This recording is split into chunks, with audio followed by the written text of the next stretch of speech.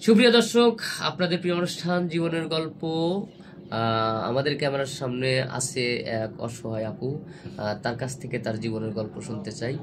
আপু, আমাদের নিয়মিত যারা এই চ্যানেলটা দেখে উপভোগ করে, আপনার জীবনের গল্প তাদের কাছে বলতে পারেন। আচ্ছা, বলুন আপনার মানে কি জন্য আমাদের ক্যামেরার সামনে আসছে। আসছি মানে আমি এক অসহায়, মানে বাবা মা নাই, কিছু নাই, তো ভাই বোনও নাই। যে বিয়ে হয়েছিল স্বামীও আমাকে রেখে চলে গেছে। আচ্ছা, তো আসছি যদি মনের কিছু কথা বলার জন্য। আসলে আমি খুবই অসহায়, খুবই মানে একটু বিপদের মধ্যে আছি।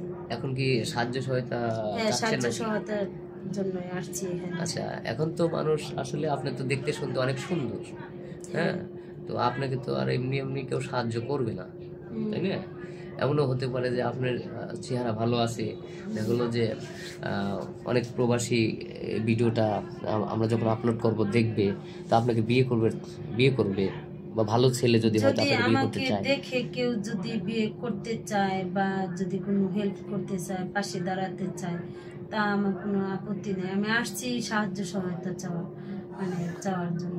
ও আচ্ছা আচ্ছা। হ্যাঁ, আচ্ছা, মনে করেন সাহায্য সহায়তা চাওয়া তো একটা ছোট কাজ। এখন যদি কোনো ভাই হয়তো আপনাকে গড়ে নিতে চায়, আপনাকে বিয়ে করে যদি আপনার সাথে সংসার করতে চায়, হয়তো তার বয়স বেশি, 40 থেকে 45 বছর হয়েছে, হয়তো বউ ছিল, বউ মারা গেছে, হ্যাঁ, ছেলে বাচ্চা কাচ্চা আছে, জি। তো সেরকম যদি কোনো পাত্র না, আপনাকে চায়। দেখা যাচ্ছে যে যদি মানে আমার তো হাজবেন্ড আমাকে ছেড়ে চলে গেছে। হ্যাঁ, যদি আমার হাজবেন্ড যদি কেউ পাশে দাঁড়াতে চায় বা আমার চেহারা সুন্দর আছে, তারপরে আমাকে যদি এর সমস্ত দেখে, আসলে চেহারাই বলতে মানুষ আসে না, আসলে মানুষের ব্যবহারে, দিকে। হ্যাঁ, মানুষের ব্যবহারে অসহায়তার দিকে খেয়াল রেখে যদি কেউ আমার পাশে দাঁড়াতে চায়, আপনি রাজি আমি আছেন? রাজি।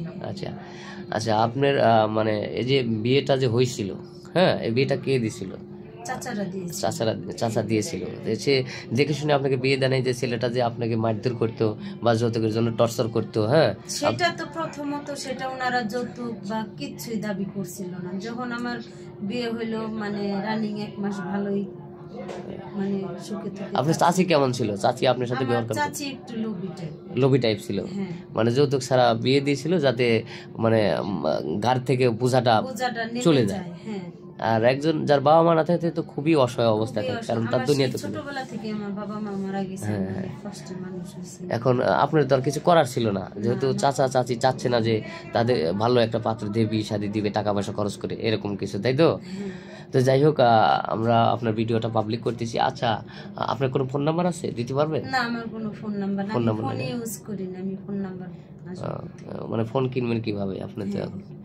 আচ্ছা, বুঝতে পারছি। যাই হোক, আমরা ভিডিওটা পাবলিক করতেছি, কেউ চাইলে হ্যাঁ অবশ্যই আপনাকে আমরা যোগাযোগ করে দেওয়ার ব্যবস্থা করব।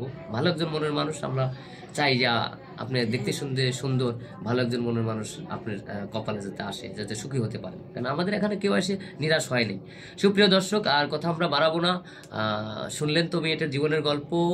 তার কোনো ফোন নাম্বার নাই, কেউ অযথা ভিডিও কল দিবেন না। আমাদের স্ক্রিনে আমাদের নম্বর দেওয়া থাকবে, হোয়াটসঅ্যাপ আর ইমো আছে, নক করবেন। ভালো থাকবেন, সুস্থ থাকবেন, আল্লাহ হাফিজ।